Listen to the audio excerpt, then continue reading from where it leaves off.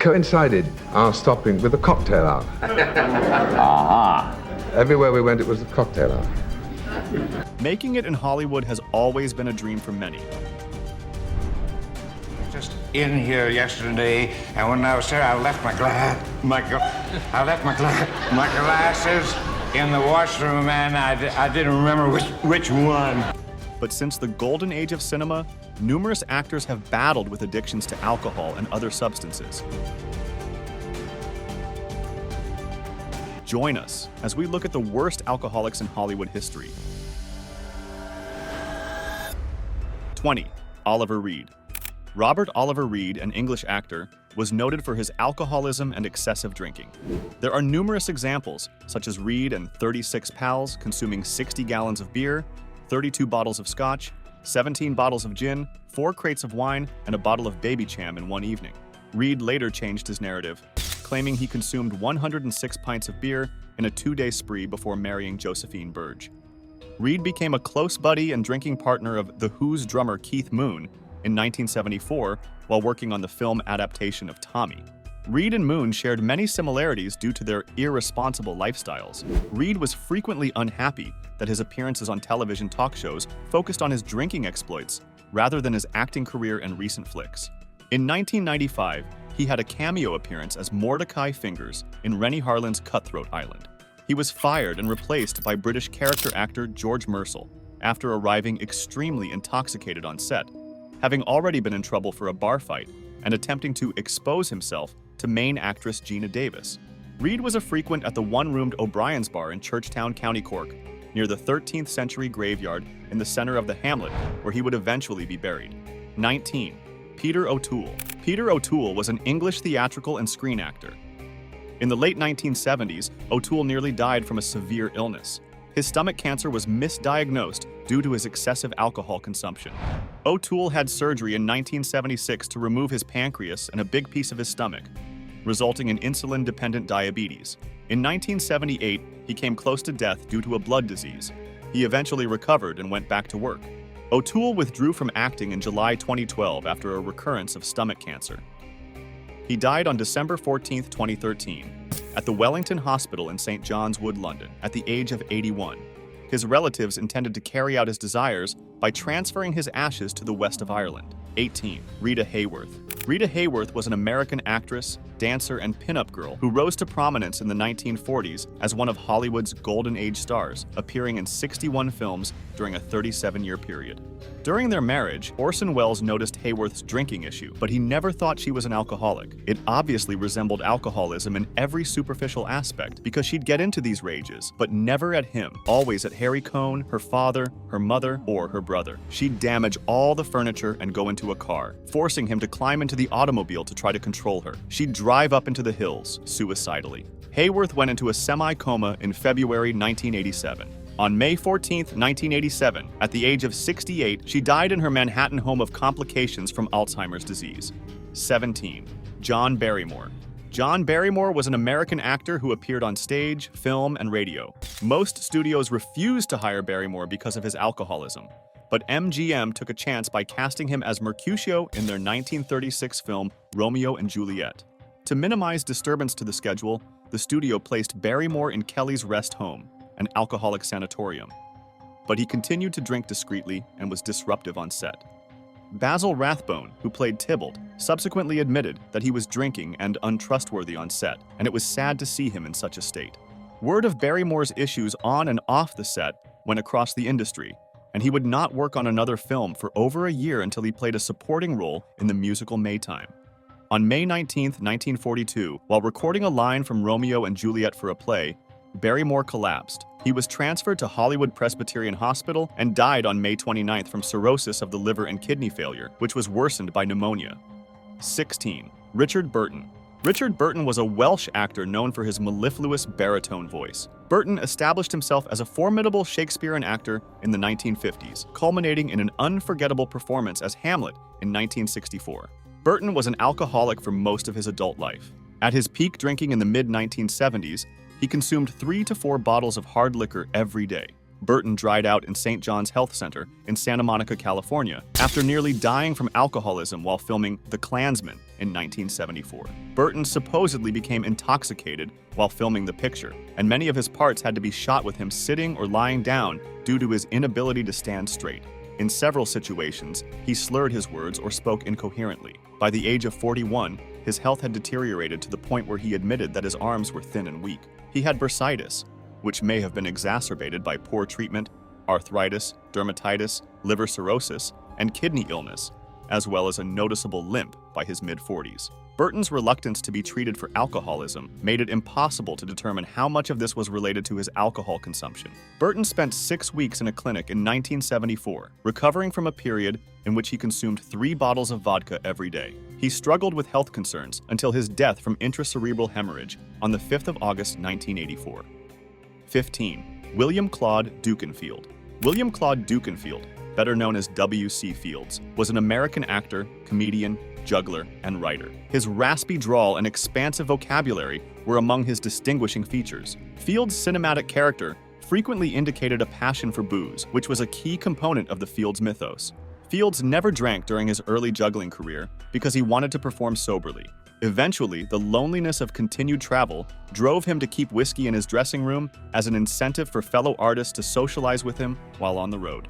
Fields spent the final 22 months of his life at the Las Encinas Sanatorium in Pasadena, California. He died of a major gastrointestinal hemorrhage on Christmas Day in 1946, the holiday he detested. He was 66 years old. Carlotta Monti said that in his final hours, she used a garden hose to sprinkle water over the roof above his bedroom to mimic his favorite sound, falling rain.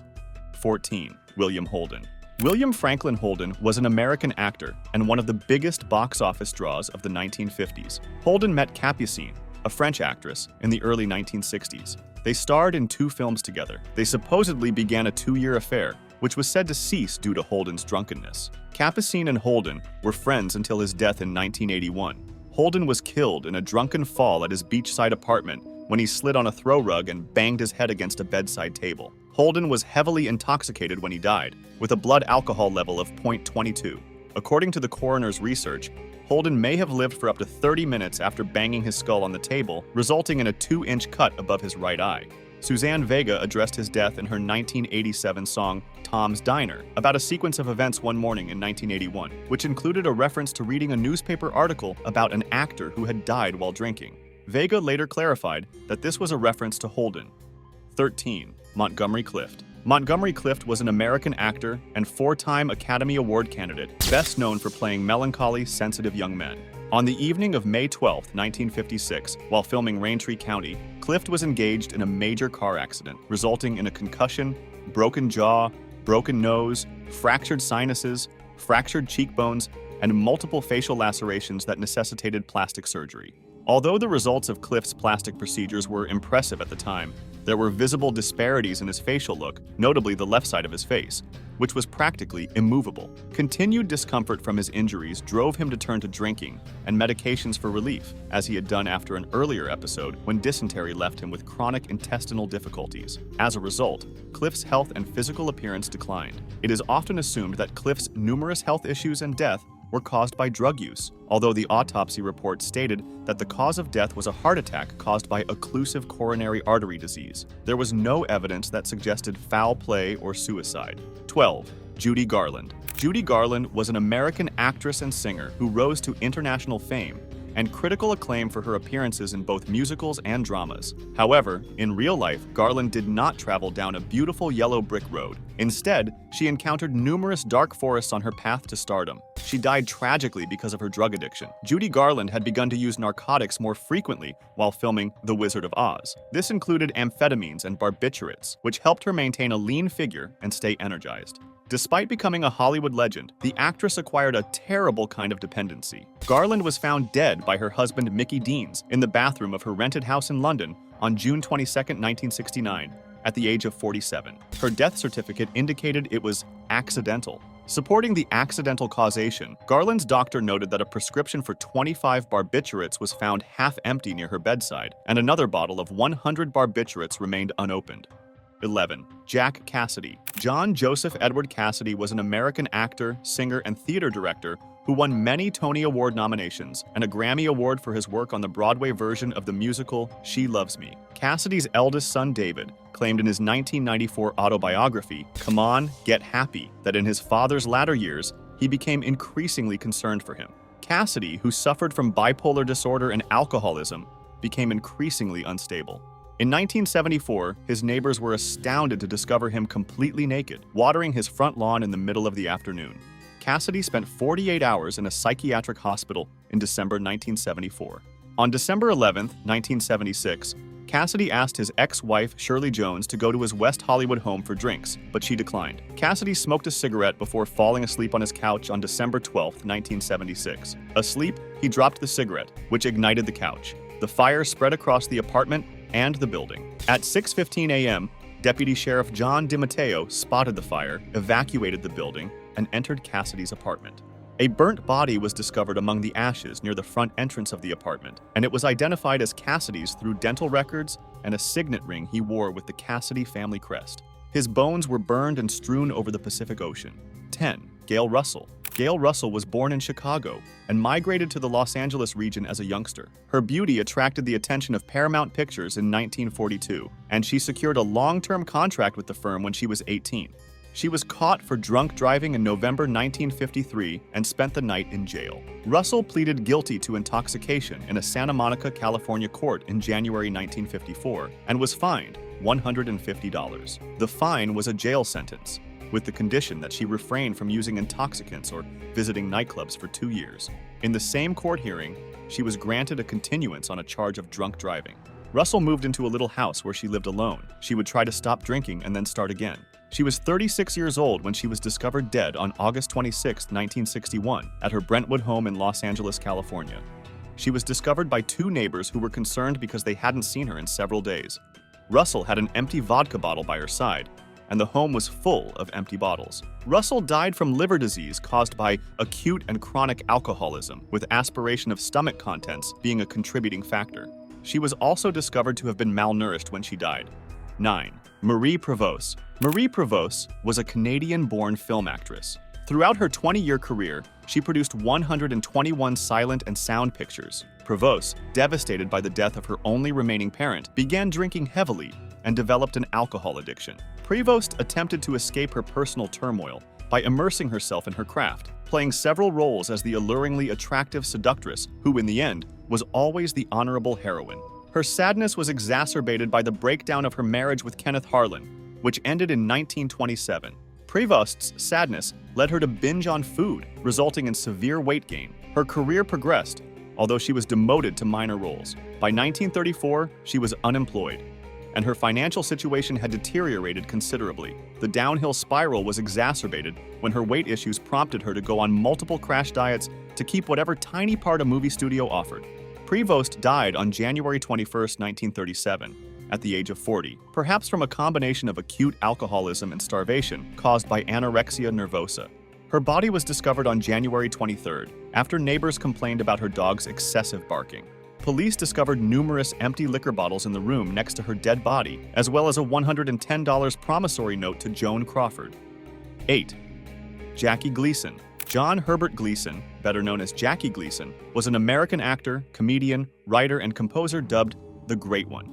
Jackie's industry-wide reputation for drinking before, during, and after work should have made it difficult for him to find a suitable job, but it wasn't. Jackie was the ultimate super-functional alcoholic. He was almost always on time and knew his lines, which he turned into comic nuggets. Gleason smoked 6 packs of cigarettes every day as early as 1952, when The Jackie Gleason Show aired on Saturday nights on CBS. Gleason's final film appearance was in Tom Hanks's comedy drama Nothing in Common, when he played an infirm, caustic, and somewhat Archie Bunker-like figure. During production, he was diagnosed with colon cancer that had spread to his liver. In addition, he had diabetes and phlebitis. He kept his medical difficulties quiet, despite allegations that he was gravely ill. He died on June 24, 1987, at the age of 71, in his Florida home. 7. Humphrey Bogart.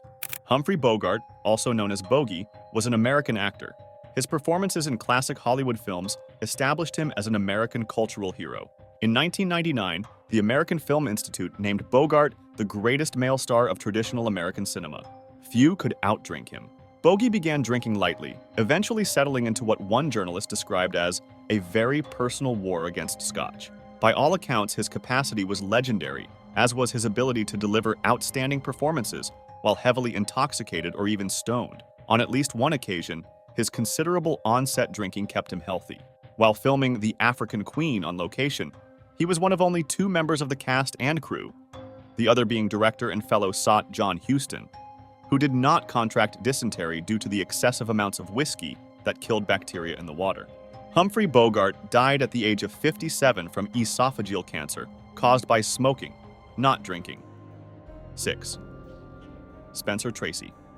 Spencer Tracy was an American actor, recognized for his natural performance style and adaptability.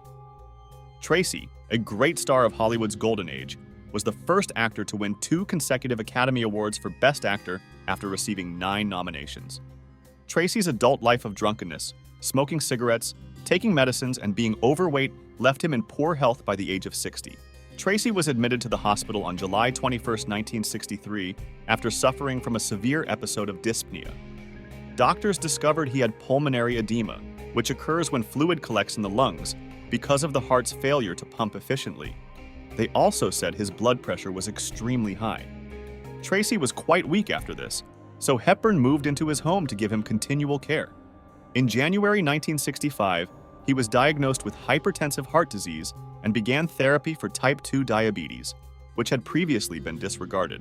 Tracy nearly died in September 1965 when his kidneys failed during a hospital stay after a prostatectomy, and he spent the night in a coma. Tracy spent most of the following 2 years at home with Hepburn, living what she characterized as a tranquil life of reading, painting, and music.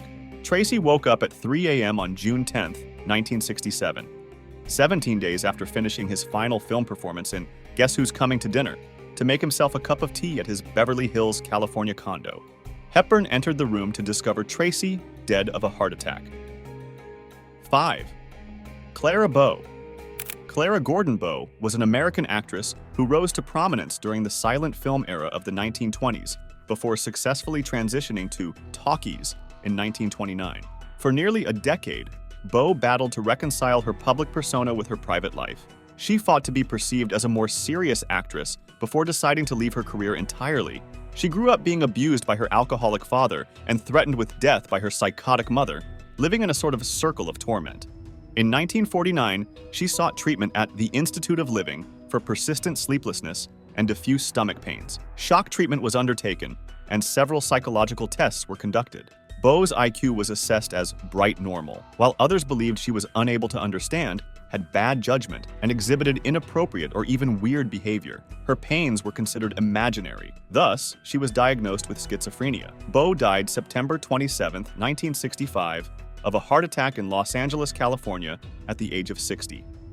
4. Tula Bankhead. Tula Brockman Bankhead was an American actress who was featured on stage and in several well-known films, including an award-winning performance in Alfred Hitchcock's Lifeboat. Though she had long fought with addiction, her situation had deteriorated. She began taking risky drug mixtures to fall asleep, and her maid had to bind her arms down to keep her from taking pills during her moments of intermittent awareness. Bankhead suffered catastrophic accidents in her later years, as well as multiple psychotic episodes caused by sleep deprivation and hypnotic medication addiction. Though she had always disliked being alone, her loneliness eventually led to sadness. Her highly visible and frequently scandalous personal life began to tarnish her reputation as a great actor, prompting accusations that she had become a caricature of herself. Despite being a heavy smoker, frequent drinker, and sleep aid user, Bankhead continued to appear on Broadway, on radio and television, and in the rare film in the 1950s and 1960s, even as her body became increasingly fragile in the mid-1950s until her death in 1968. 3. Ben Affleck. Ben Affleck is an American actor and filmmaker. He is the recipient of numerous awards, including 2 Academy Awards, 2 BAFTA Awards, and 3 Golden Globes. Affleck suffers from anxiety and depression and has been on antidepressants since the age of 26. He is a recovering alcoholic who follows a 12-step program. He stated that he needed alcohol to relieve a persistent sense of discomfort, and that it took him a long time to genuinely, deeply, and without a shadow of doubt confess to himself that he was an alcoholic. Nevertheless, he continues to function and and work in the movie business without a problem. 2. Richard Harris. Richard Harris was an Irish actor and singer. He had been an alcoholic for a long period before deciding to abstain in 1981. Nevertheless, he resumed drinking a decade later. He stopped using narcotics after nearly dying from a cocaine overdose in 1978. Harris was diagnosed with Hodgkin's disease in August 2002, apparently after being hospitalized for pneumonia. He died in University College Hospital in Bloomsbury, London, on October 25, 2002, at the age of 72. Harris spent the last 3 days in a coma. His body was cremated, and his ashes were dispersed in the Bahamas, where he had a house. 1. Errol Flynn. Errol Flynn was an Australian actor who rose to worldwide stardom during Hollywood's golden age. He was recognized for his romantic swashbuckler performances, many collaborations with Olivia de Havilland, and his reputation for womanizing and hedonistic behavior. Flynn gained a reputation for womanizing, excessive drinking, chain smoking, and for a time in the 1940s, drug use. He was a regular at William Randolph Hearst's equally opulent parties at Hearst Castle, but he was once asked to leave due to extreme intoxication. He died of a heart attack at age 50, fall prey to alcohols and drugs. It just proves that life in Tinseltown isn't all it's cracked up to be. What is your impression? Why don't you let us know in the comments below? Well, that's it for now. I hope you enjoyed this video. Please give us a like and let us know in the comments what you think. Check out our other videos and subscribe to be part of the fun. Click on the notification icon so you can see our new videos as soon as they're uploaded. Thank you for watching and see you next time.